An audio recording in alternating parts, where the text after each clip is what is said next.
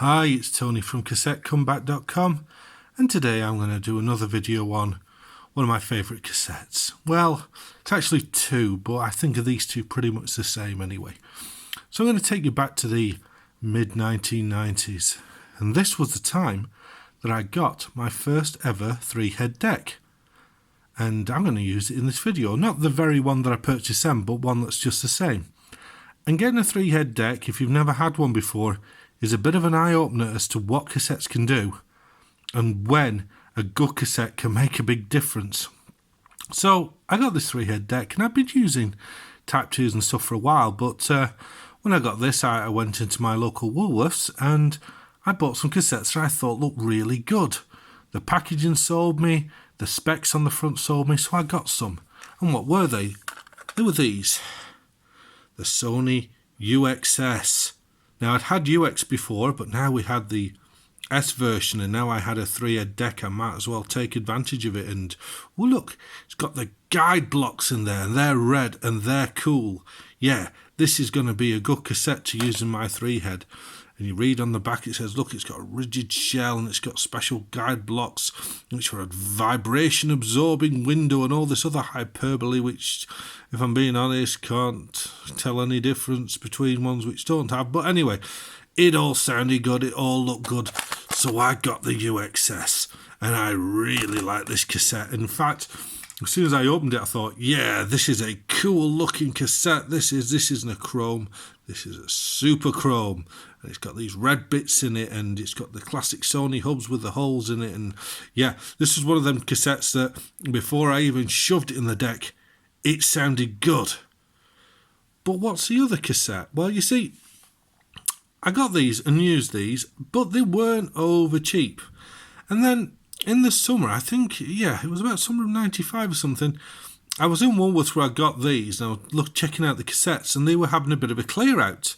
And there, I saw this cassette. It's like, oh, that's a UX-S. But this was on sale. It was like 99 pence.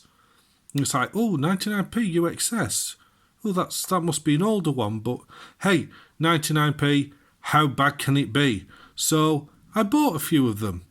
And as soon as I opened one, it turned out that I'd bought a cassette that really looked better. And here I go, it's a vicious tape terrorist Tony Villa opening up another sealed cassette for your viewing pleasure. But this time I'm doing it with joy, because I will actually record on this shortly, because I just used the last one of these recently, because I truly love these cassettes. And as soon as you open it, now I know this one, you know, it looks impressive with the red bits and the big curvy windows and stuff, but this one, as soon as you open this, the smoke case, the smoked shell window, the writing in gold and silver, this just looked utter class, and I think it still does. I think this is personally one of the best looking cassettes ever made. It looks classy. I love the gold and silver writing. I love the little green highlights in the hubs. I love the smoked shell. I love, you know, the Sony just sitting there at the bottom. It almost looks like a bit of high-tech equipment, even though it's a cassette. And this as well sounded, to my ears, just as good as this one. But this one was newer, and I was paying more for them. And these I got on clear out at 99p. And it was a sad day when I went back to Woolworths to find they had no more of these, because this one is the 1990 version. So they must have had them in the stock rooms, and they were clearing them out. And to put them out because they were all on sale. And I couldn't find these again in the mid-90s because, like I say, they were 5-year-old then. But these two cassettes are two of my favourites. They were then and they were now. Now, I haven't really focused a lot on Sony Type 2s. I haven't really done anything on them. So it was time to redress the balance, because I think Sony Type 2s are consistently the best cassettes I've ever used.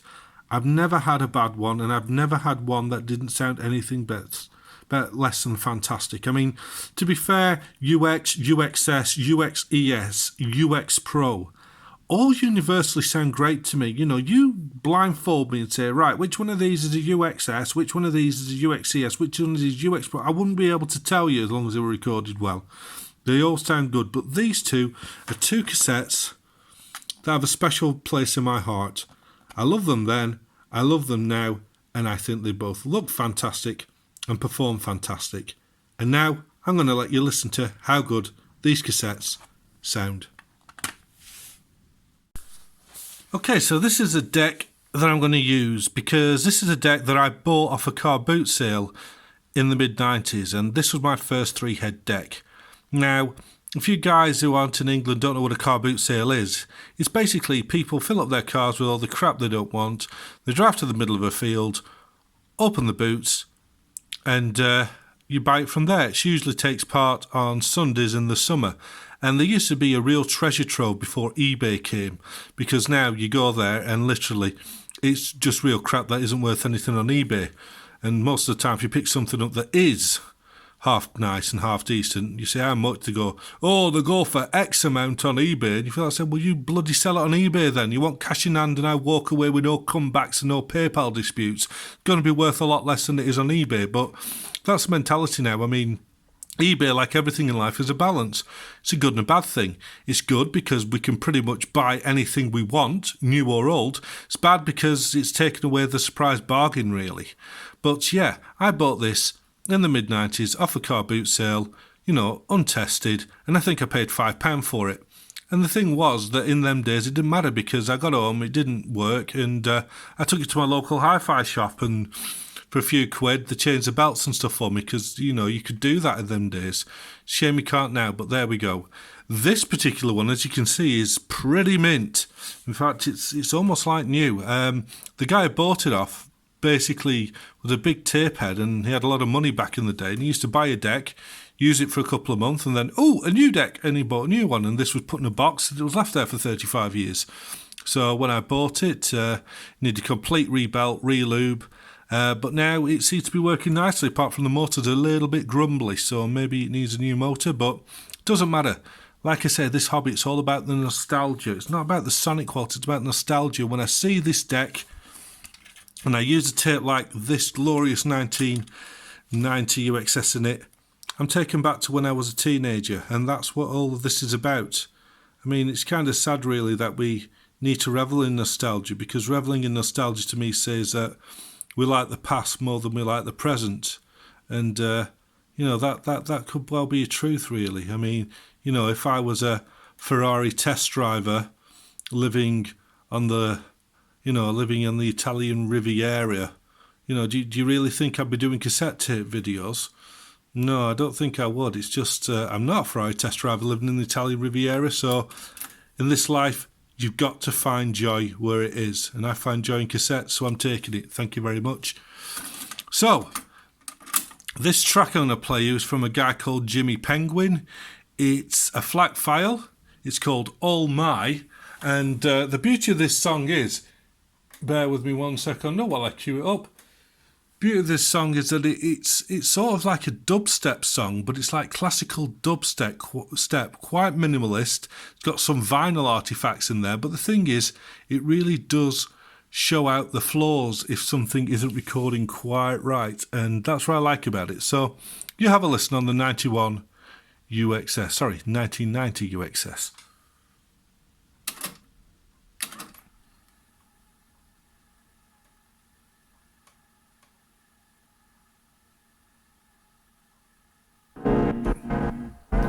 Okay, this is a source.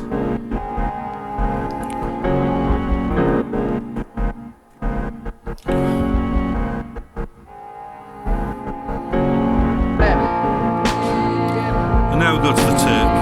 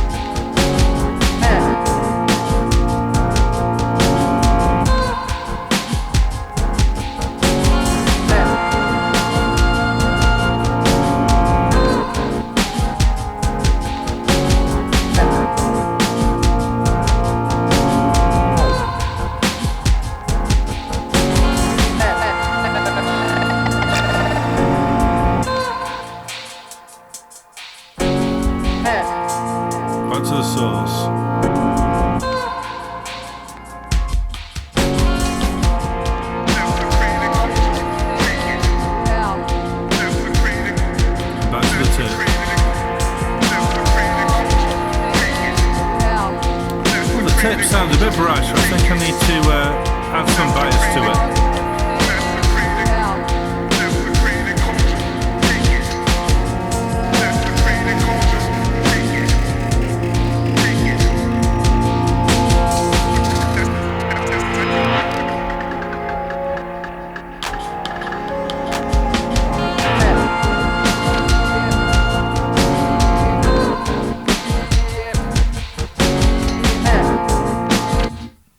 Sounds pretty good to me.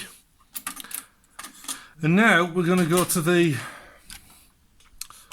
94 version, which I think is basically, from what I can tell, the same tape in a different shell. Because I'm going to keep the bison the same. It will sound a little bit bright at the start, so this has got quite a bit of negative on it. So this deck isn't calibrated though to the UX. So let's play some more of Jimmy Penguin, but this time we're going to listen to it on the 94 version of the UX-S.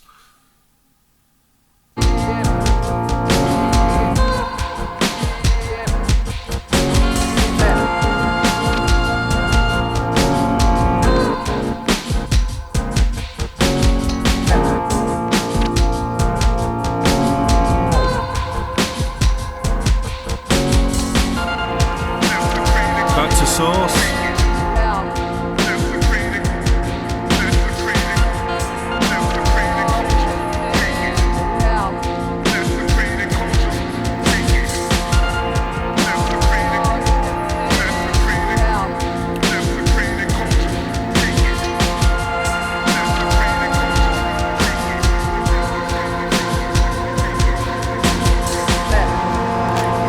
For a bit of a laugh now, let's turn the input down a bit. Just a bit. Let's put DBX on.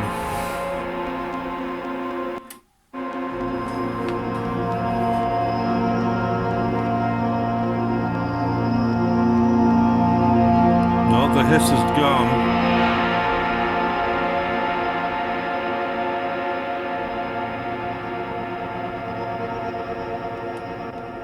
Listen to the source. Oh good, the song's ending. Let's get back into the song a bit.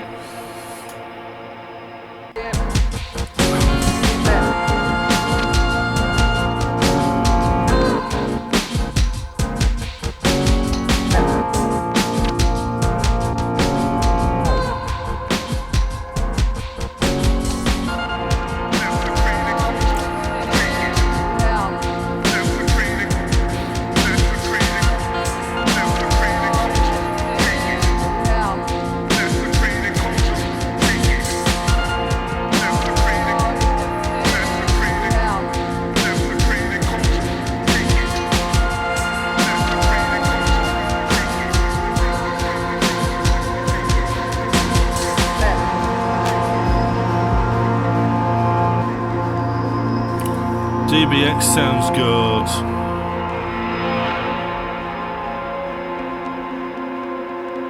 Compare this to the source.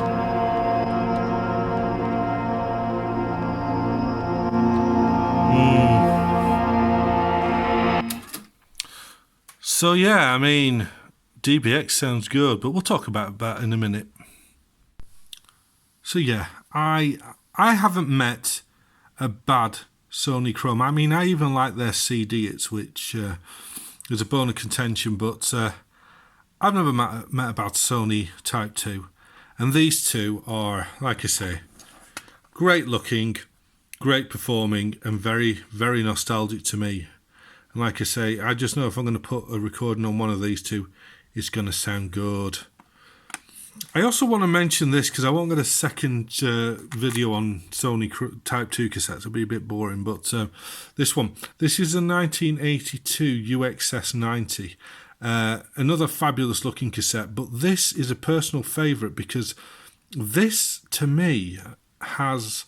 Well, let me just... I haven't got a bic ready for this, you know. I need to always have a bic handy because I need to show you the tape in this because this is by some margin the bassiest Type 2 I've ever heard. If you look at the tape in this, it doesn't look like your typical cobalt dope, does it? I mean, it's very brown, for a Type 2, because normally you have it as black for a Type 2, but this is a fantastic cassette which has great bass. In fact, if you look at the compilation I put on this one, it's called Dance Floor Favourites, because really does take the bass. So yeah, it's another cracking cassette. But these two, yeah, brilliant.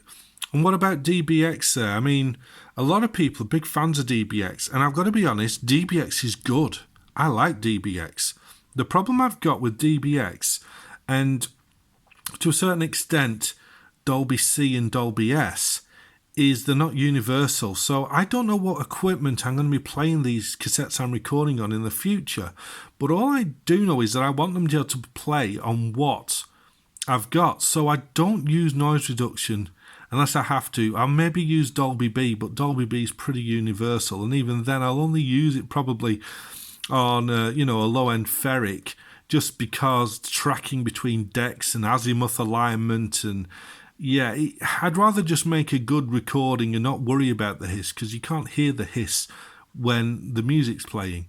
But as regards to DBX is phenomenally good. It's just unfortunate that Technics deck is the only one I've got that's got DBX on it. So that would be the only deck I could play the recordings back in, and I don't want to have to go around trying to source expensive DBX encoders if in a few years' time that Technics breaks or I just can't be bothered. And as far as I know, there was no portables with DBX, and I listen to a lot of my stuff on portables. I mean, it's a laugh. In my car, I've got the kind of in-car setup I would have died for when I was young, but now I have a Walkman plugged into the auxiliary jack. It's kind of sad.